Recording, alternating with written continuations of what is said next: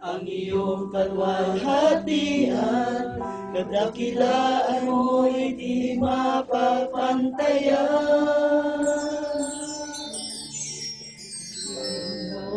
Panginoon, aming Diyos, hallelujah, habang tayo po ay nasa diwa po ng pagsamba sa ating Panginoon, atin po alalahanin, ilang taon na po ba tayo sa ating buhay? Ilang taon na po tayo ngayon? Pwede po mabigyan natin ng palakpak ang ating Diyos? Sa Diyos po, napakahina po na palakpak na yan. Hallelujah. Pwede po bang papalakpak po tayo sa Panginoon kung ilang taon na po tayo? Bawat taon na ating buhay, magpasalamat tayo sa Kanyang katapatan! Hallelujah! Purihin ka, Diyos! Purihin ka, Panginoon! Oh, hallelujah! Palakpak na yan ay para sa iyo, aming hari. Ang palakpak na yan ay nararapat lamang pagbigay sa Diyos na mga Diyos at hari na mga hari! Hallelujah! Oh! Tataas ang aming tinig, itatangal sa buhay ko'y tanging ikaw, O Diyos. Higit pa sa kalamitan, ang iyong kalwalhatian, kadakilaan mo'y di mapapantayan. Sa tulad mo, pupurihin kita! Pupurihin ka sa amin. Ang nararapat na papuri para sa ating Ama.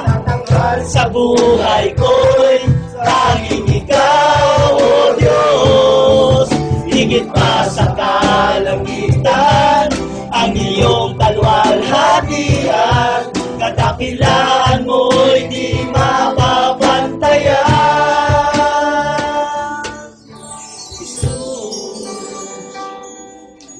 O tulad ng pagsibol ng bagong umaga, Panginoon, ang iyong katapatan po ay hindi nagmamaliw dahil sa iyong pag-ibig, O Diyos. Narito kami ngayon na nakatayo sa iyong harapan. Panginoon, wala pong nararapat pong tumayo sa harapat ng pulpitong ito. Sino nga ba kami, O Diyos, na binibigyan mo kami ng pribilehiyo, ng karangalan, for there is no higher calling, Lord, than to stand before your throne, than to serve, than to harvest on your vineyard, O Lord. Panginoon, hindi po namin alam ang kalagayan ng bawat isa sa ngayon. Ngunit inihiling namin, Panginoon, Ikaw ang Diyos na nakakaalam po ng puso at isipan ng bawat tao. Lord, tago mo po lamang iyong lingkod sa iyong likuran. Ang ninanais namin, Panginoon, ay iyong pagyakap. Hanggat wala po, Panginoon, papantay sa pagyakap na yan. In your presence, there is peace. In your presence, there is joy. And we want that peace and joy, O God. Buksan mo ang aming tenga, Panginoon. Buksan mo ang aming isipan. Buksan mo po, Panginoon, ang aming espiritu. Sarado mo ang aming bibig, Panginoon, nang ikaw po ang siya pong marinig at magsalita.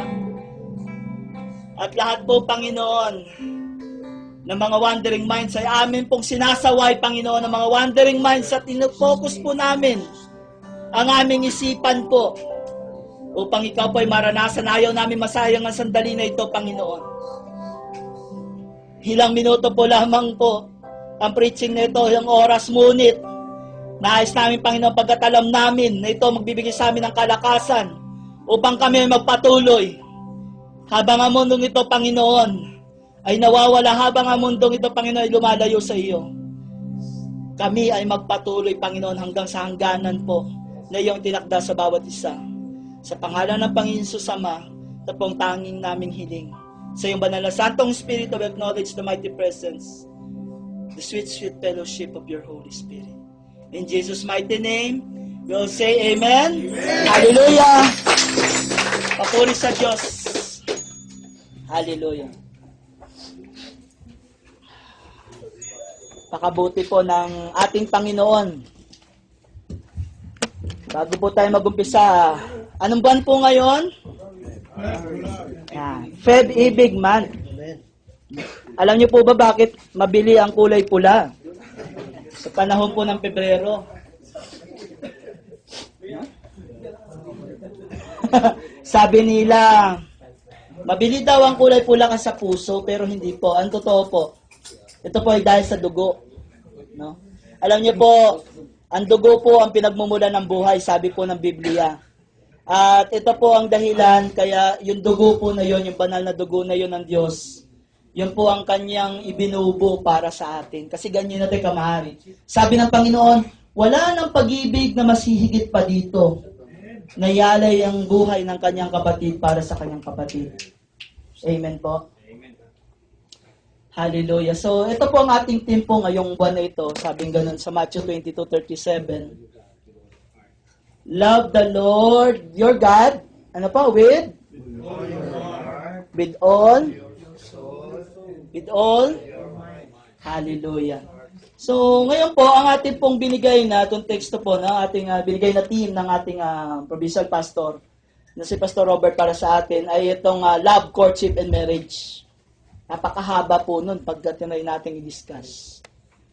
Ngayon, pakipatay po yung speaker na ito. Ito po yung, ayan po, salamat po. So,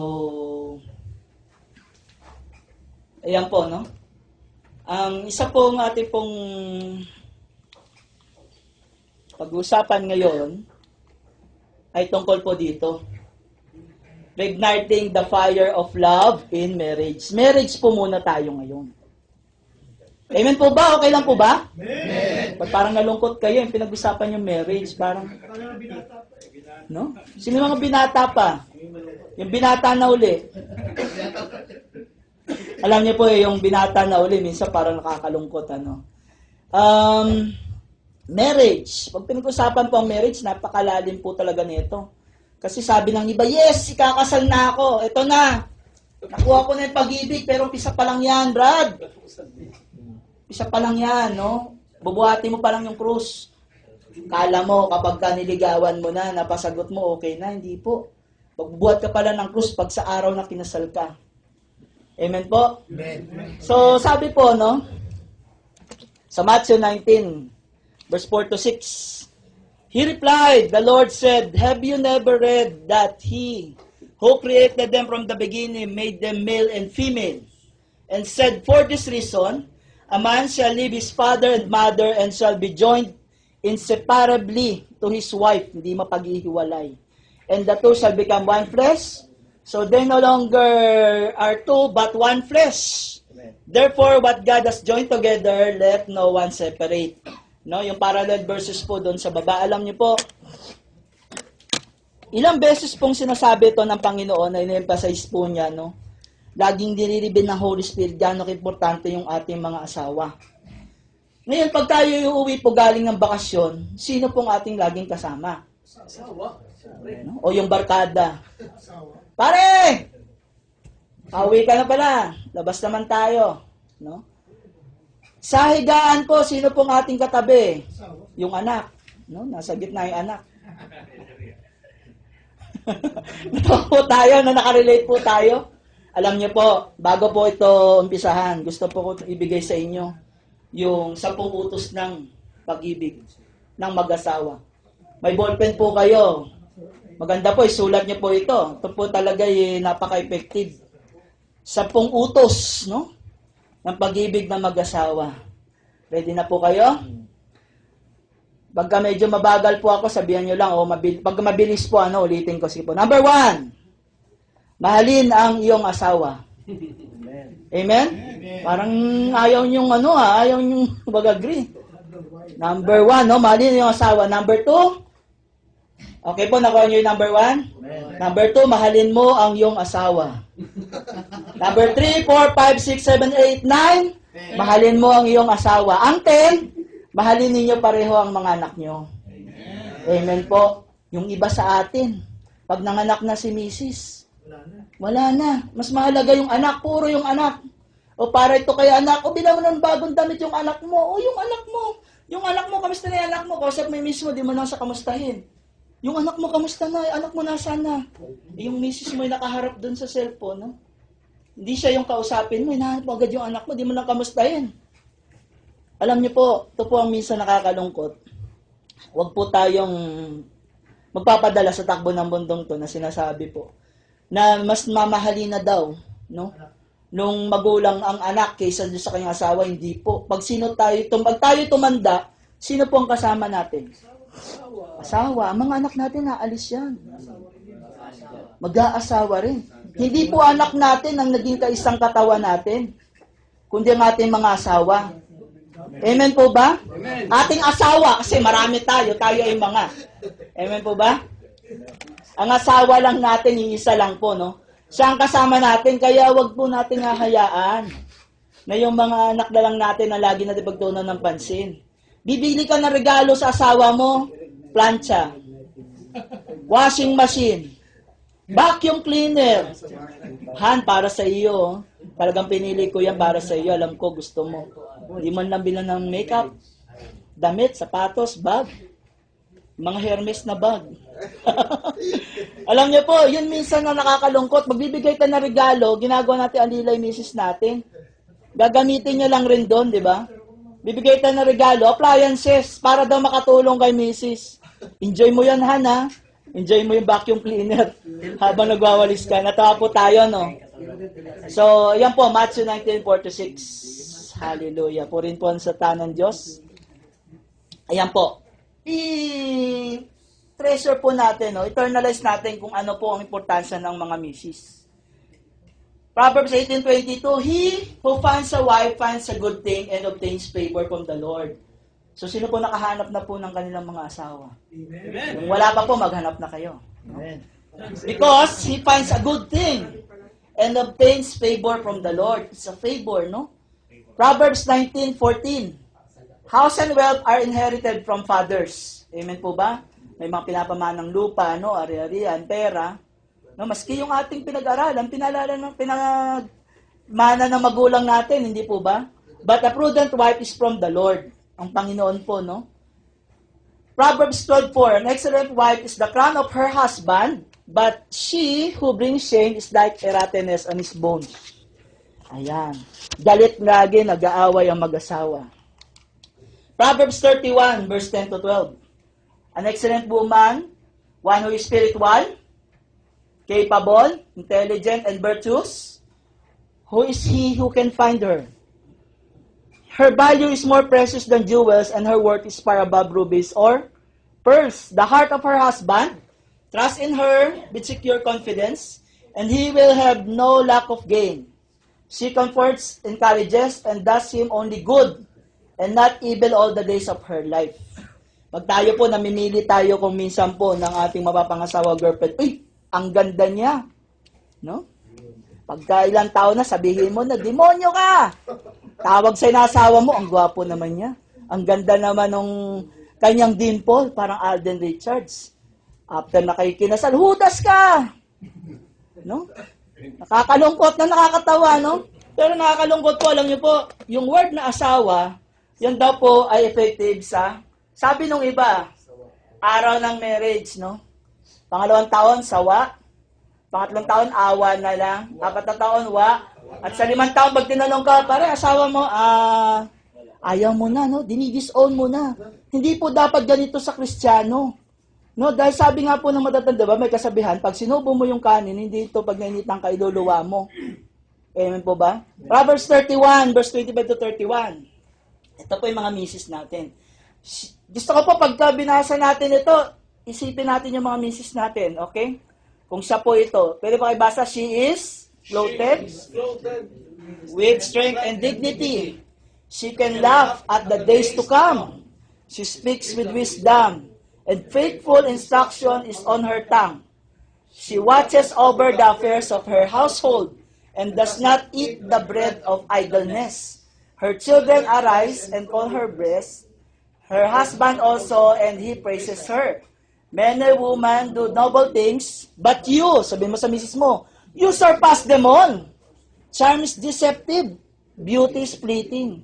But a woman who fears the Lord is to be praised. Honor her for all the days of her hands have done, and let her works bring her praise at the city gate. Tanong po, atin po bang napapansin, no? O nabibigyan po ng pasalamat yung ginagawa ng misis natin? Baka sasabi natin, hindi siya yung nandun pagod ako dito Siya naman doon sa mga bata. Sabi na mismo, sige, ikaw naman ang mag-abroad. Ako mag-abroad, sabi na mismo. Kamag-alaga sa mga anak natin. Diyan! Na-imagine ba natin? Kakayanin kaya natin? Praise the Lord, hindi talaga yung sagot. Mahirap, di ba? Mahirap. Kaya wag natin pong disregard yung ating mga asawa. Minsan tingin na lang natin sa kanila katulong, no? Pero sabi nga po ng ating mga nakaraang pagtuturo, hindi po sila katulong, kundi sila katuwang. Genesis 2, verse 20b to 25. But for Adam, no suitable helper was found. So the Lord God caused a man to fall asleep. Into deep sleep, pinatulog po niya. He took one of the man's ribs and then closed up the place with flesh. Then the Lord God made a woman out from the rib he had taken out of the man. And he brought her to the man, no, nanggaling sa atin. Then man said, this is now bone of my bones and flesh of my flesh. She shall be called woman, for she was taken out of man. 24 po, andyan na naman. Yung binasa kanina sa Matthew 19, ano? That is why a man leaves his father and mother and is united to his wife, and they become one flesh. So, yung mga wala pa pong asawa, hanapin nyo na po kung na kay kanino yung isang part ng tadyang ninyo. Amen po. At yung mga may asawa na, tumigil na tayo, no? Nahanap na natin kung na kay kanino yung tadyang natin. Amen po ba? Daming nino po, So, 25. Ito minsan yung tingin natin sa asawa natin. Ito yung gustong-gustong verse ng mga lalaki. Ito yung pagkatapos na lahat ng gawain si Mrs., no? Paghugas na ng plato. 25. Adam and his wife were both naked, and they felt no shame. No? Amen po ba? No, felt no shame, no? Dahil sila ay mag-asawa. Ito po ang kaibahan, mga kuya. No? Sa pakikipagtalik po or sex po doon po, no? Because sex is good, hindi po siya pangit na bagay. Kapag ka ito ay ginawa mo po sa iyong asawa, ito po ay walang kahihiyan. Pero pag ginawa mo ito sa iba, no, bago mo pa lang gawin, sigurado nahihiya ka na. Amen po. Andoon kasi, they were both naked and they felt no shame. Amen po ba? Nandiyan pa tayo? Ayan. So when God created Eve for Adam, He was fashioning, no? Ginagawa niya, alam niyo yung kantang When God Made You, He must have been thinking about me. Kasi lahat ng preferences mo, no, nandun sa asawa mo. Sabi na kahit na wala yung preferences mo doon sa asawa mo, wala ka ng choice, sabi nung iba. Pero hindi po, no? Ang Diyos po ang nagtatakda ng kasal. At pag ikaw po ay kinasal doon sa babae ngayon, Diyos po ang nagtakda nito. Sabi po, a woman was designed for him to be a suitable helper. Specifically for him. Para po sa iyo yan, no? Kung ganon, bakit nag-aaway mag-asawa? Sabi ng isa, if you were my husband, I'd poison your coffee. Sabi ng asawa, if you were my wife, I'd drink it. Kung asawa lang kita, sabi niya, lalasunin ko kape mo. Kung ikaw naman asawa ko, iinumin ko. Grabe yung away nila, no? Ay, sorry po. Na-escape. Ayan. Thank you po. Usual wife complaints. Reklamo ng mga asawa. Number 1, always longing for her husband's attention. As decreed by God on Genesis 3:16. Nung binigay po ng Panginoon, yung takda po kay Eva, no, sabi niya, you will have labor birth pains. Maghihirap kang manganak. At sa dulo po ng verse ng 3:16, sabi ng Panginoon, ang iyong magiging naisin ay para sa iyong asawa lamang. Kaya huwag tayong magugulat kung mga asawa natin minsan, parang OA, na naghahanap ng atensyon natin. Mas talo pa nila yung bata na naghahanap ng atensyon ng magulang. Naghahanap ng paglambing, ng pagmamahal, no? Kasi nasa Genesis 3:16, your desire shall be for your husband. Alam niyo po, nakaka-bless po. Sa sample ko lamang po si Mrs. Ilocana. When? Bili siya ng bili na para sa akin. Tanong siya ng tanong sa mo, Daddy, gusto bang ito? Gusto bumili nito? Sabi ko, ikaw ba't hindi ka bumibili? Di, okay lang ako, sabi niya. Para sa'yo yan, sabi niya. Pumili ka ang gusto mo. No? At halos ayaw niyang galawin yung pera. Kung may bibilin siya para sa sarili niya, nagpapaalam pa sa akin. Daddy, pwede bang bibili ako ng palda na pan-church o pantalon? Alam niyo po, ganun kasi yung mga asawa natin, no? Ang isip nila una ay kapakanan natin. Sila lang po yung nagtatrabaho ng 24/7 nang walang bayad, kundi pagmamahal. Hindi rin po bayad yung pagmamahal kasi ito po ay atin pong dapat pong ibigay sa kanila. Sabi po, husband doesn't acknowledge her new haircut. Nagpagupit si Mrs., di nyo pinansin. Nagpa-straight, no? Make up, lose weight, nagpapayat si Mrs. Hair reband, cooking, no? Nagluluto. 10 taon na kayo mag-asawa, nagreklamo pa kayo sa tutong ng sinaing niya. Di nyo naman, love, ang sarap naman nitong ginawa mong biko, no? O ginawa mong bukayo. Ang sarap nito, kaya lang kulang ng konti na asukal, lalagyan mo, no? Kakainin mo, bukayo na siya. Baka naman 10 taon na, nagreklamo pa rin kayong adobo niya. Nakakalimutan lagi yung suka. No? O pag nagluto siya ng adobo, ito, magluluto ako ng adobo, mas masarap luto ko kasi ito laging ulam ko sa Saudi. No? So, washing new bags, no?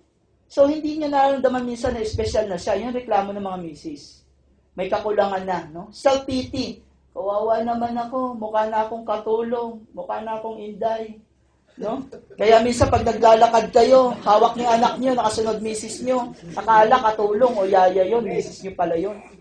Number 2, husband forgets special occasions and gifts. Anniversary, birthday, dinner dates, etc. Sabi ko po sa isang kapatid, Kuya, nakalimutan mo ba yung phone number ng asawa mo?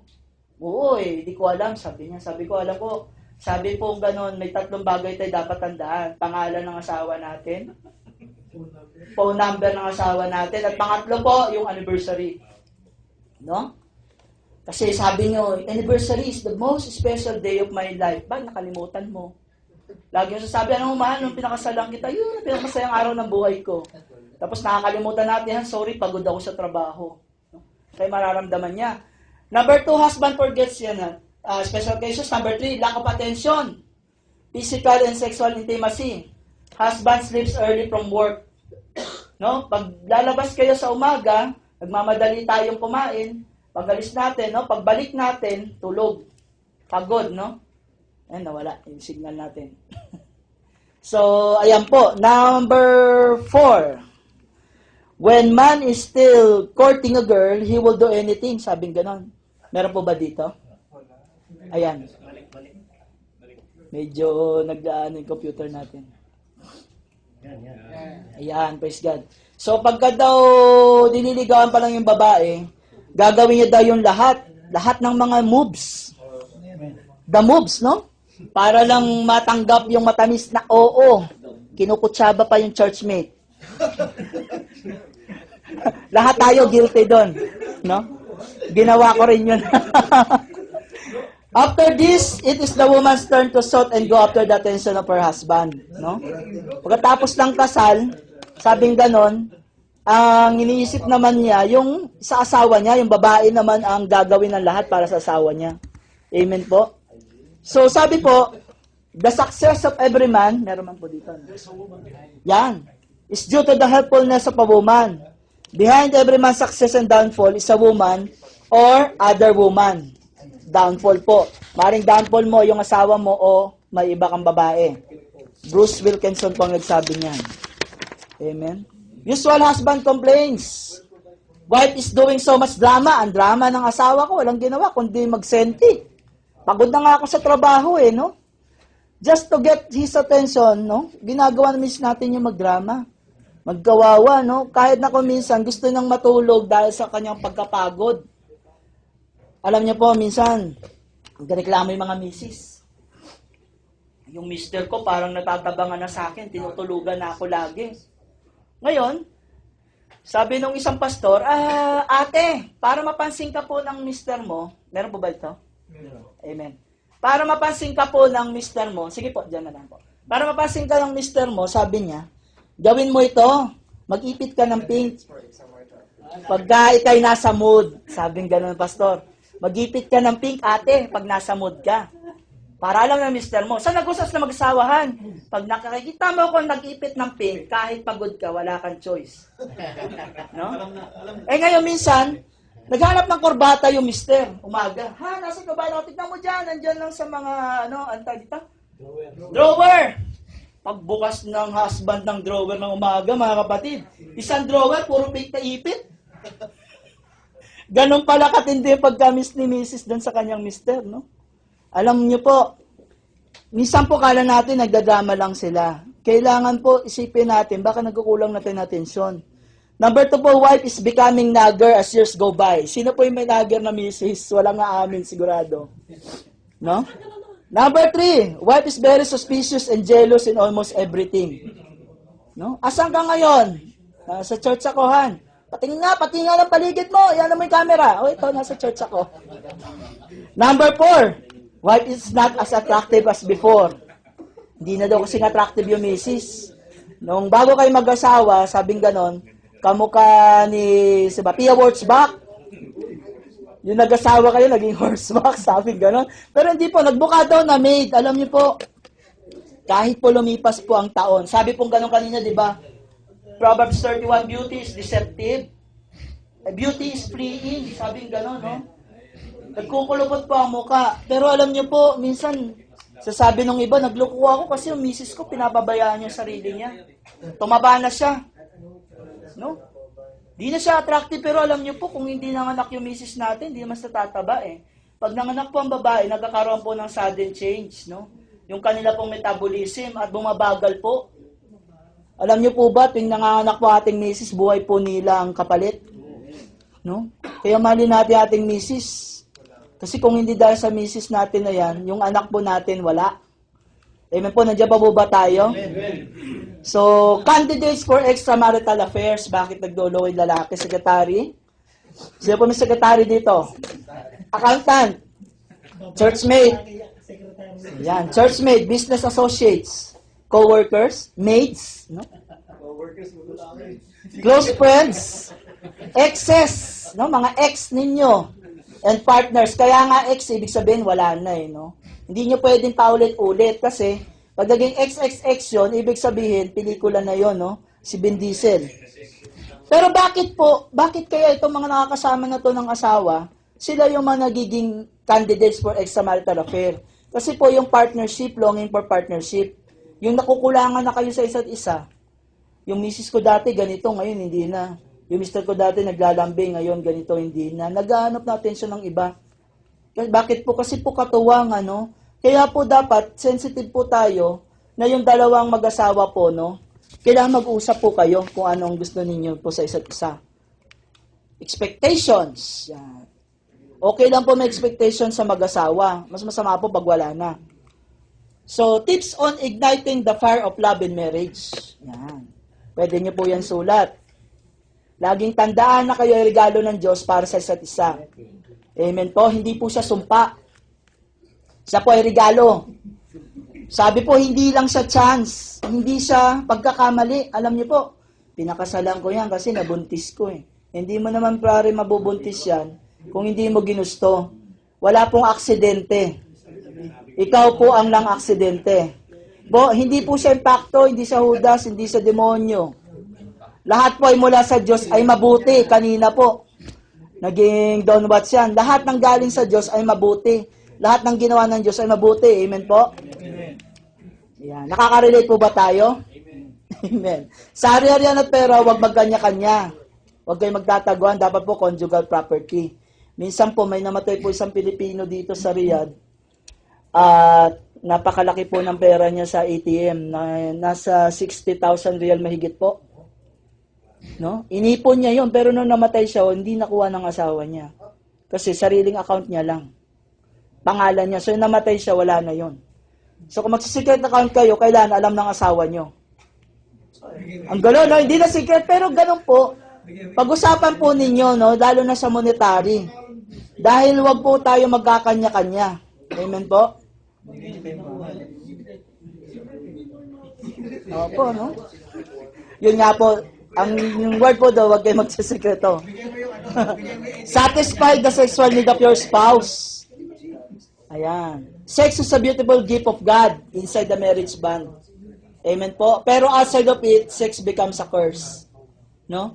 Nagiging sumpa po ito pag ito'y ginawa sa labas po ng kasal. Andiyan ba tayo? Amen. Huwag gawing sex object si misis. Alam niyo po, ini-expect niyo, no? Karamihan sa lalaki kasi, alam niyo po, lalo na yung pornography, yung babae doon na nakalagay po, alam niyo po, sa mga pastors, no, pinag-aralan po nila ito. Kumisan po, yung babae na nandun sa nakikita ninyo, maaaring sa pelikulang pinanood natin, kahit hindi pornography, ini-imagine nyo na gano'n yung misis nyo, na maging gano'n.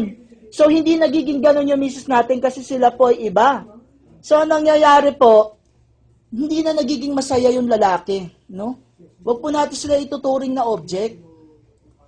Sabi po ng Biblia, walang sino man na namumuhi sa sarili niyang katawan. Amen po? Parang talungkot po tayo. Amen.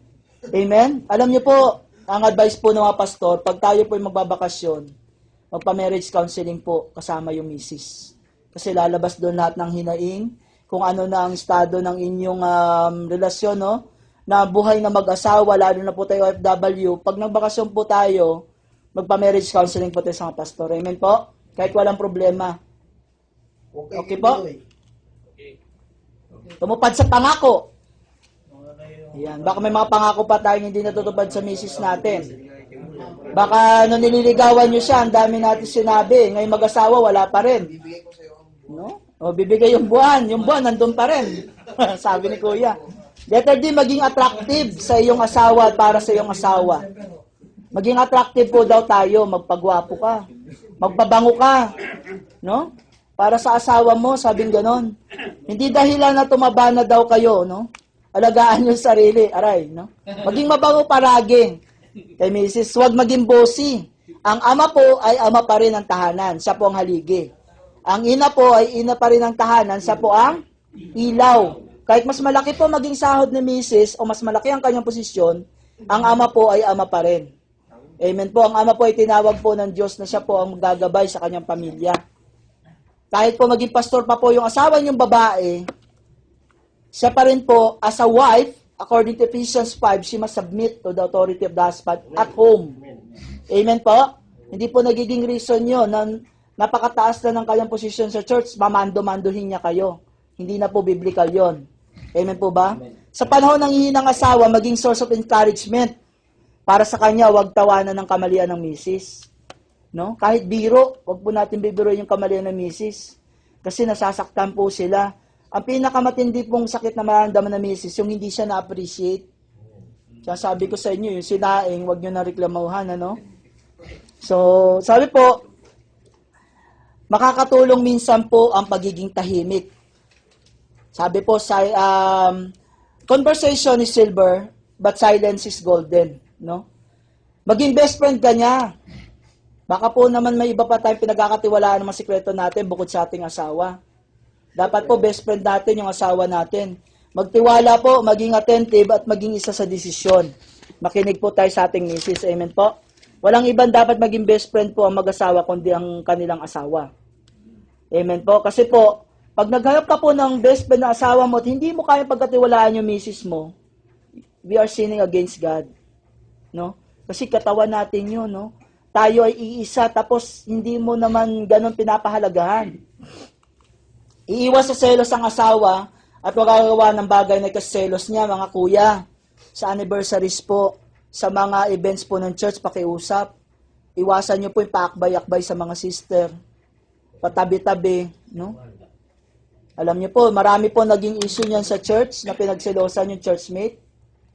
Kaya iwasan po natin, tayo may mga may asawa na, wag tayo yung parang nanginginig na tatabi ka doon sa sister at napaka-sweet ng picture nyo. Umayos tayo, amen po ba? O sabi niya sa katabi mo, kuya, umayos ka. Amen. Yan. Number 2, ipakita at ipadama ang pag-ibig, no? Sa parang gusto niya. Pakita daw natin yung pag-ibig sa parang gusto ng misis. Alam niyo po minsan, kailangan tanungin natin si misis. Paano mo ba gusto kita mahalin?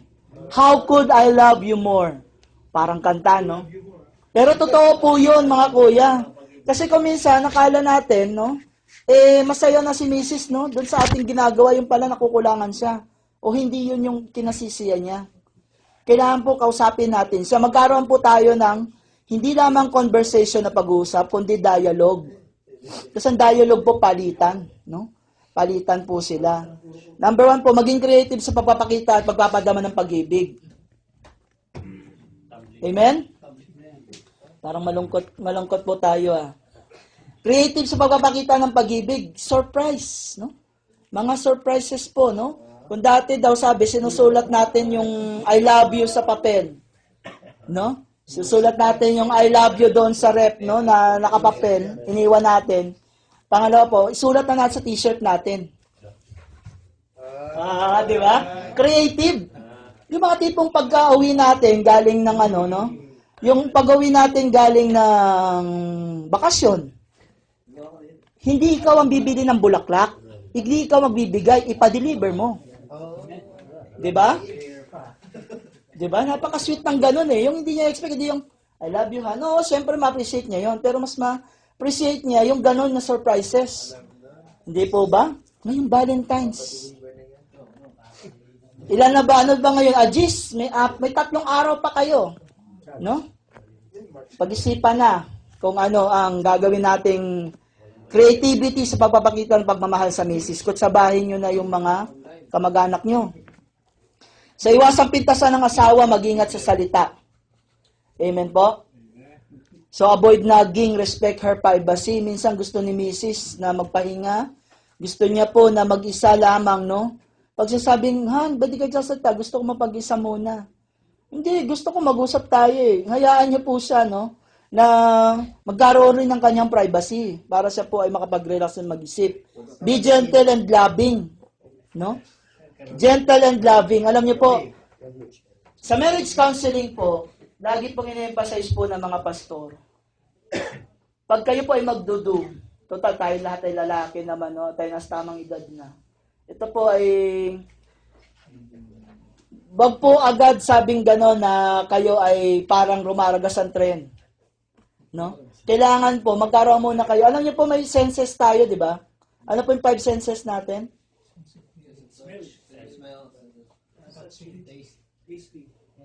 Payslip? Ayan. Gamitin natin yung 5 senses na binigay ng Diyos. Huwag po sabat ng sabat pag may kausap ang asawa natin. Huwag tayo magmukhang chismoso pag kasama natin si Mrs., no? Sabi diyan, huwag pakilamero at epal. Tama po ba? Baka mapalo tayo. Umasuntok dito. No? Pagka may kausap po si Mrs., hayaan natin silang mag-usap. Huwag po natin silang pakikialaman. Respect her ideas. Huwag natin pangungunahan. Na, ay, hindi. Mas maganda yung idea ko na to. No? Nag-e-effort si Mrs. ng magandang idea, sasapawan mo. Kasi hindi mo siya appreciate yung idea. Huwag kalimutan na espesyal na araw at mahalaga okasyon. Sabi po, if possible, make everyday a occasion. No, lagi may occasion everyday, no? Pagluto mo siya bumili ka ng isang cupcake. No? Lagyan mo ng whipped cream, lagyan mo ng heart. Bigay mo. Mga ganong sweet, lang, no? Hindi mo kailangan laging mahal. No, it's the thought that counts, sabi pong ganon. So, mga special na araw at mahalaga okasyon, lalo na po yung anniversary. Amen po ba? Natatandaan niyo po ba yung anong araw niyo unang nakita yung mga misis o girlfriend ninyo? Unang araw na na-inlove kayo sa kanya? Hindi yung kinasalang kayo? Tatandaan niyo po? Praise the Lord. No? Palakpakan natin, Panginoon. Dapat ganun po. Kasi yung the day I fall in love na sinasabi po ng kanta, hindi po yung kasal. Yung pong unang tingin mo sa kanya po, no? Talaga naman, no? Talaga naman, hindi makakalimutan yung naramdaman na yon. Dapat po yung nararamdaman na yon. Sabi nga po, para tayong archaeologist, na habang tumatagal po yung ating misis, minamahal natin siya. Yung value po, yung worth na ating misis po, mas gumagrabe po, mas nagiging importante. Avoid retiring to bed, number 3, with unsettled ill feeling. Ayan. Sabi po dito, Ephesians 4:26, do not let the sun go down with anger in your hearts. Baka naman bago tayo umalis ng abroad, may galit tayo sa misis natin. Matagal natin sa abroad. Hanggang ngayon, yung galit na yun, di pa rin nawawala. Letter A, be gentle and tactful in correcting error committed by your spouse. Wala pong asawang perfect. Amen po. Pag tayo naghahanap ng asawa o katuwang na perfect, Magmumukha po tayo, alam niyo po yung yung bungo nakantay dun sa upuan, kakantay, walang dumating. Wala pong perfect na asawa. Pag gumawa po tayo ng correction, dapat po may solusyon.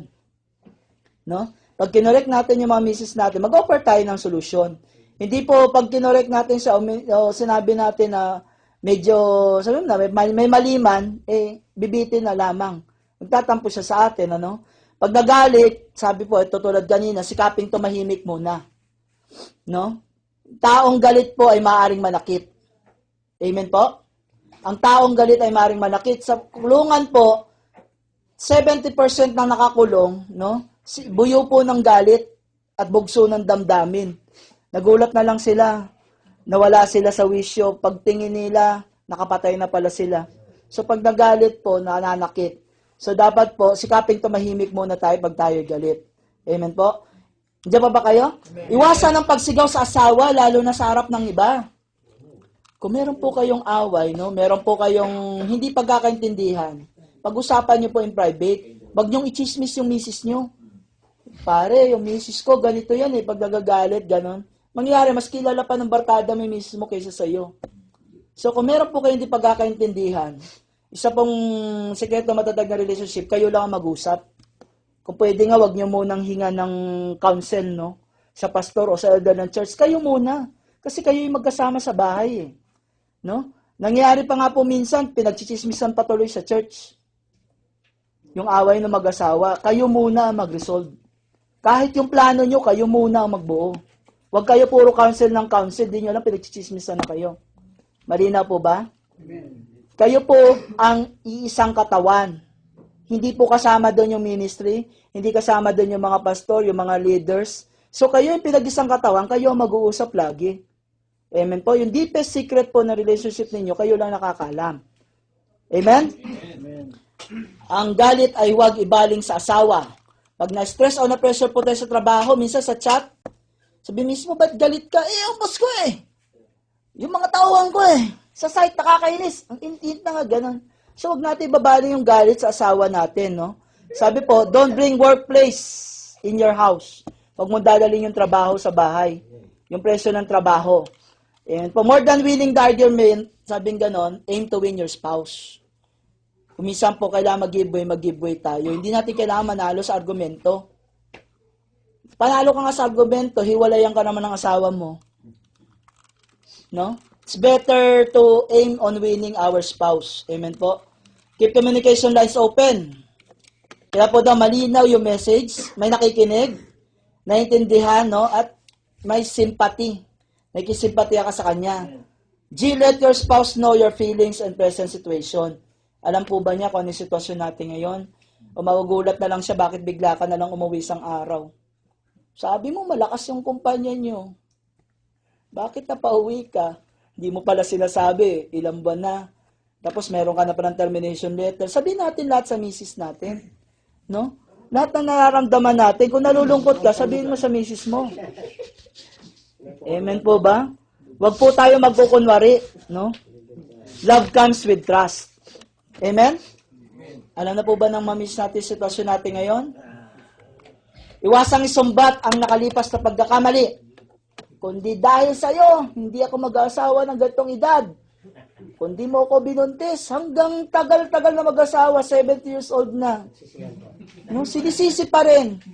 Pag sinabi pong nakalipas na pagkakamali at sinabi mong ito'y napatawad mo na, huwag mo nang ibabalik. Ano yung pong gagawin ng kaaway, no? Pag kayo'y nagkasagutan, ito po hindi, naiwasan sa mag-asawa. Ibabalik ng kaaway yung dati. Ganyan ka naman kasi. Yun ang pinakamasakit na salita na siguro maririnig natin, di ba?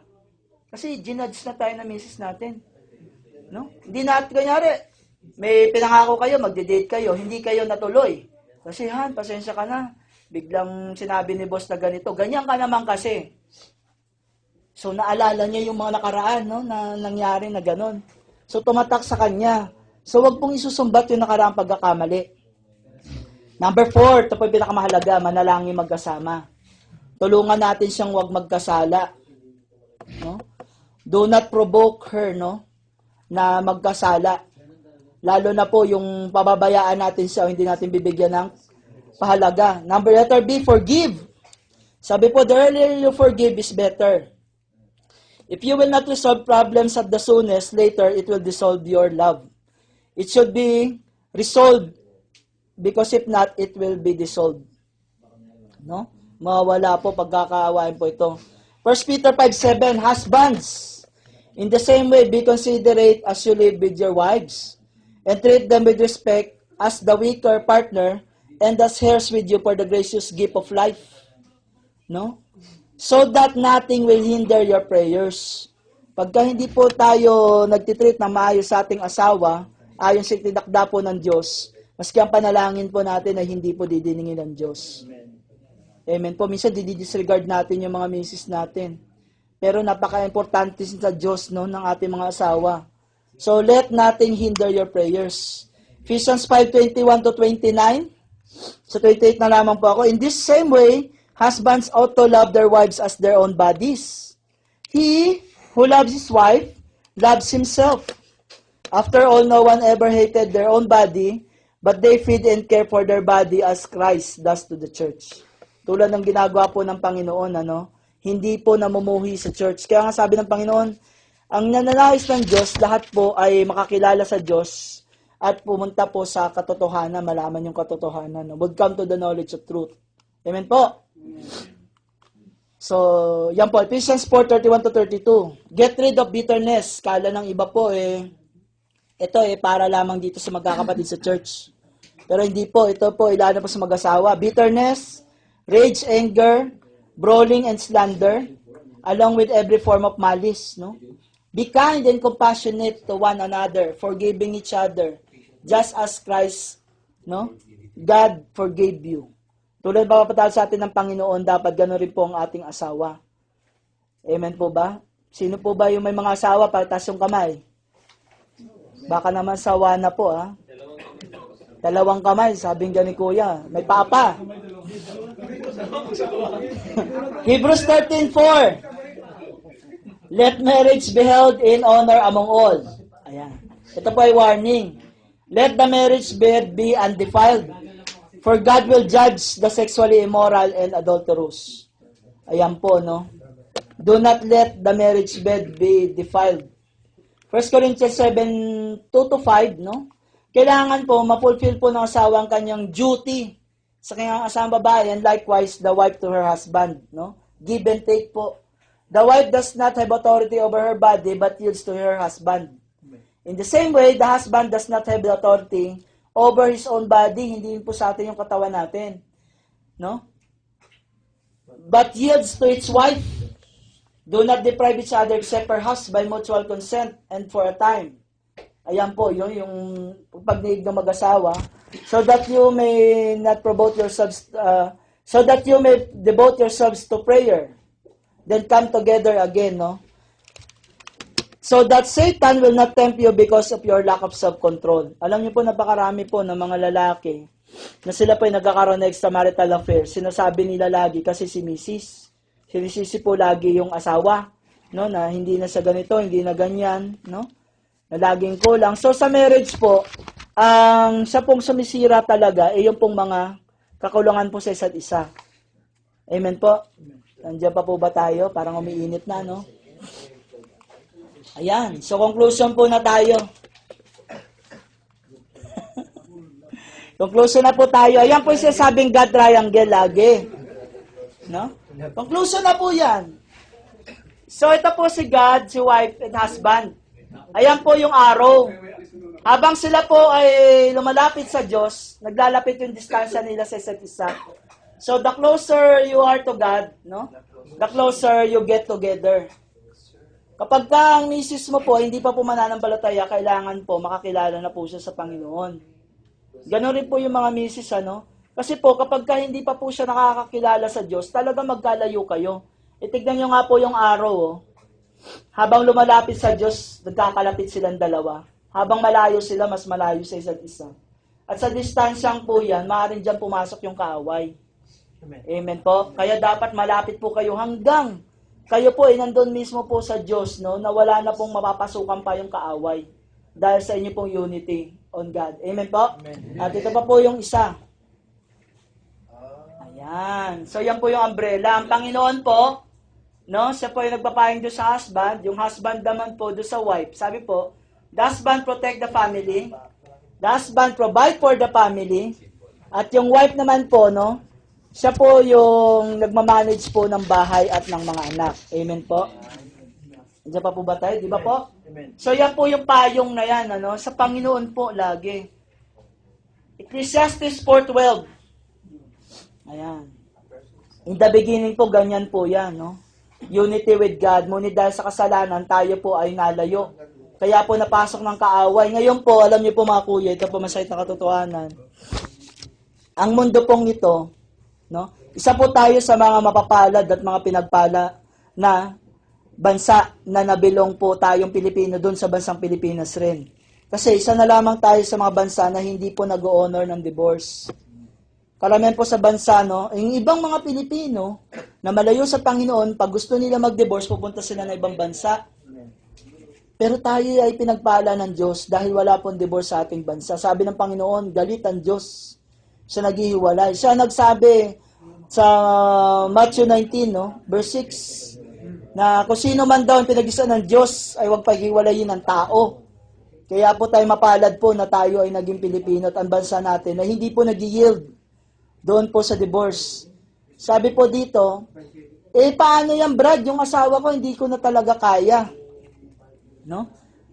Kung hindi po natin kaya po ang ating pong asawa, tayo po ay hindi tunay na anak ng Diyos.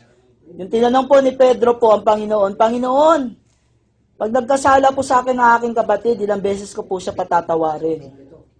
Yun kapatid mo. Kapatid mo, no? Hindi mo siya ka-flesh. Related lamang sa flesh. Pero itong asawa natin, sila ay flesh natin. Sabi ni Adan kanina, di ba? Flesh of my flesh, no? Bones of my bones. Hindi natin kayang patawarin yung asawa natin. So, hindi tayo tunay na Kristiyano. Amen po ba? Sabi ko na po, hindi ko na talaga kaya yung asawa ko. Mahalin mo pa rin. Patawarin mo pa rin, no? Alam niyo po, sabi po, love covers a multitude of sins, no? Pag-ibig lamang po talaga. Huwag rin po na sanang pupunta to sa pagkakataon na tayo'y mag-iyod sa pamamaraan ng mundong to, na sabi nila, nagsasama na lang kami mag-asawa para sa mga bata. No. Magsama kayong dalawa mag-asawa dahil kayo ay pinagsama ng Diyos. Amen po? So, sabi po dito sa Ecclesiastes 4:12, verse 12, a person standing alone can be attacked and defeated, but two can stand back to back and conquer. Three are even better, for a triple-braided cord is not easily broken.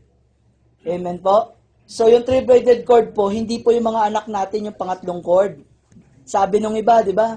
Nag-stay lang kayo mag-asawa para sa mga anak namin. Hindi po, mag-stay kayo mag-asawa para sa Diyos. Yung pangatlong cord po doon, no, sa big kiss, no? At yung tatlong big kiss, ito po yung Diyos, hindi po yung mga anak natin. Amen po. May anak man kayo o wala kayong anak, kayo ay mag-asawa pa rin. Hindi po mababago yon. Hindi po nagiging test po na mag-asawa kung minsan nag-iwalay po sila kasi hindi sila magkaroon ng anak. Pero ako po'y nagagalak doon pag nakita ko po, marami po mga mag-asawa na nag-stay sila kahit sila'y walang anak. Dahil po sa kanilang vow, no? Wedding vow sa isa't isa.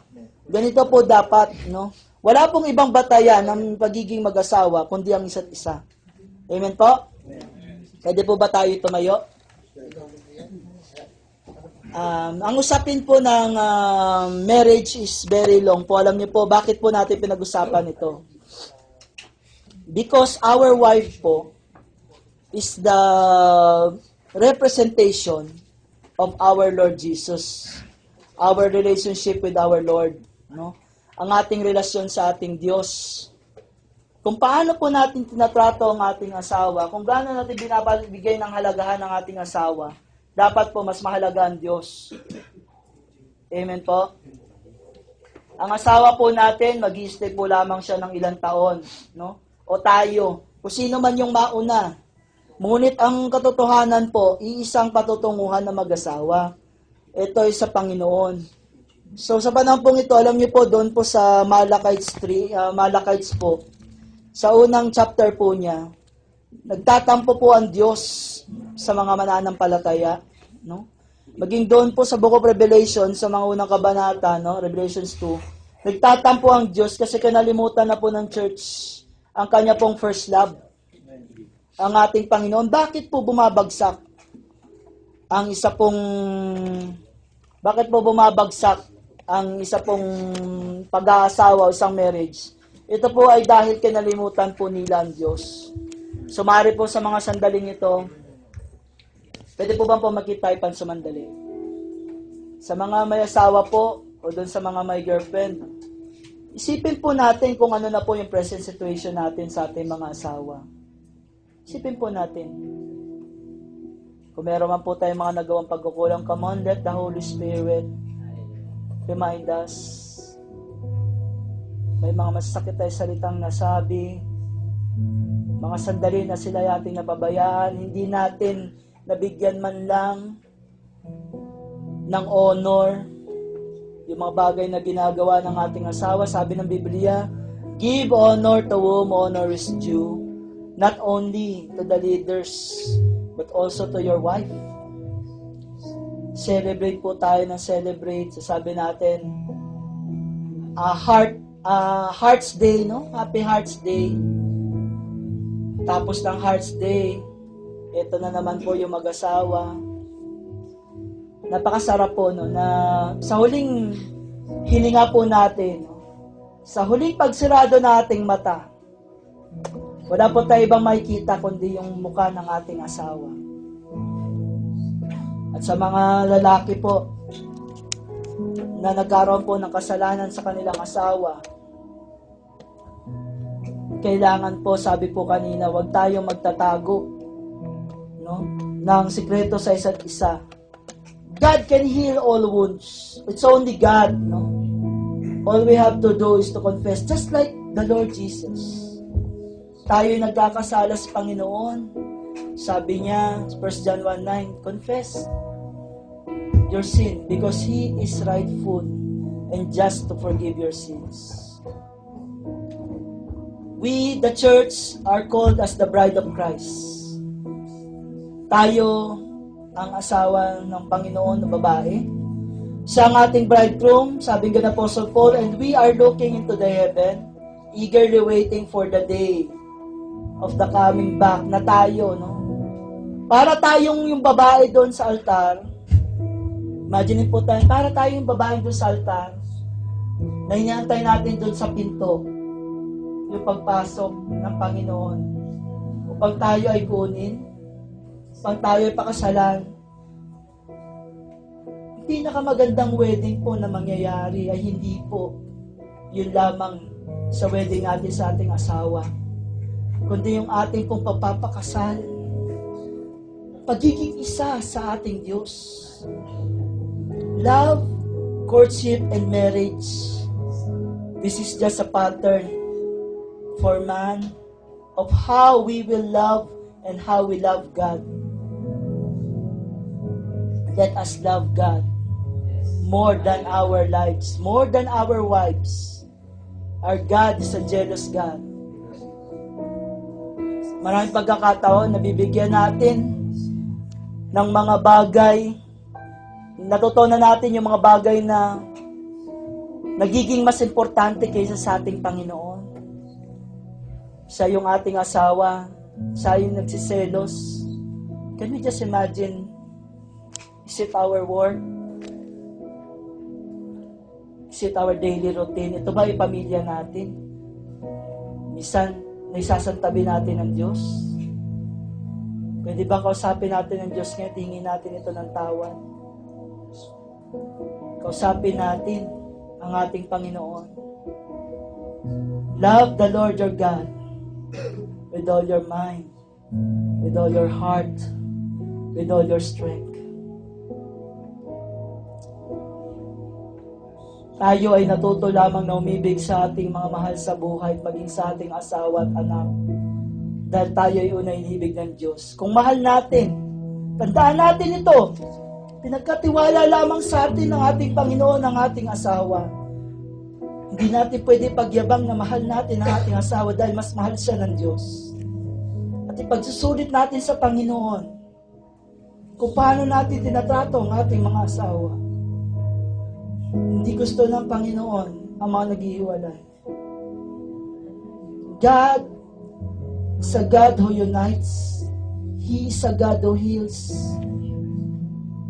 Kayang ayusin ng Diyos ano man yan. Mas mahal ng Diyos ang asawa natin kaysa sa atin. Kaya huwag tayo magmamalaki sa Diyos. At mas mahal ka ng Diyos higit sa inaakala mo. Sa lahat ng ating pagkakamali, akala natin kung minsan sobra-sobra ang binibigay natin sa Diyos. Akala natin tayo napapagod dahil sa ginagawa natin sa Diyos.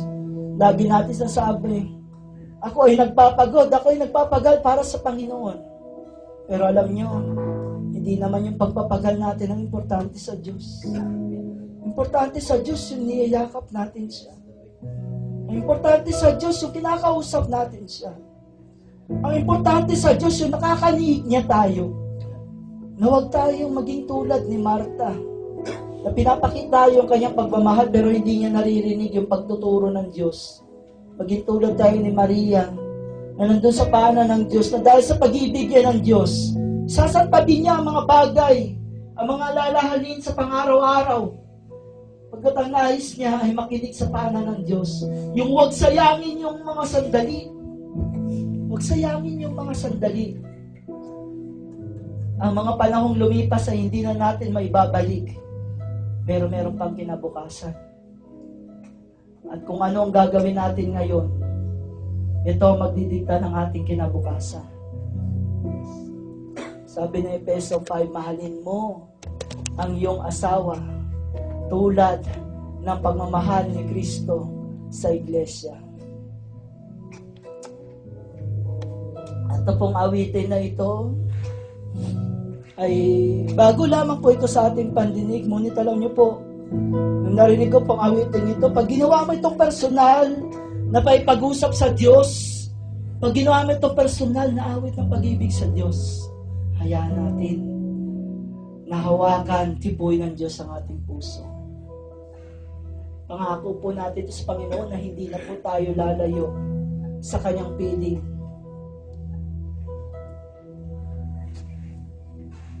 Nais kong mamasdan ang iyong kagandahan. Nais kong manahan sa piling mo kailanman. Ang ibigin ka ang siyang nais ko. Ang sambahin ka ang siyang binhi ko. Hindi na lalayo, hindi na lalayo ang pangako ko. Ulitin po natin mula sa umpisa. Kausapin natin ang Diyos natin na lubos na umiibig sa atin. Gusto mamasdan ang iyong kagandahan. Nais kong marahan sa piling mo kailanman. Ang ibigin ka ang siyang nais ko. Ang sambahin ka ang siyang binhi ko. Hindi na lalayo, hindi na lalayo ang pangako ko. Sa piling mo, sa piling mo nababawi ang pangamba. Sa piling mo lubos ang pag-asa. Sa piling mo galak ay umaapaw. Sa piling mo, oh Diyos, sa piling mo napapawi ang pangamba. Sa piling mo lubos ang pag-asa.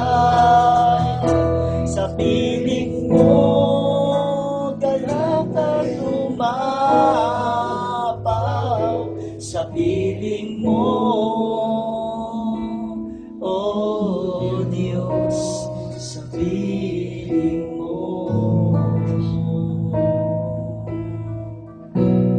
Yan, sa piling mo. Sa piling mo. Sa pagkakataon po, sa piling mo.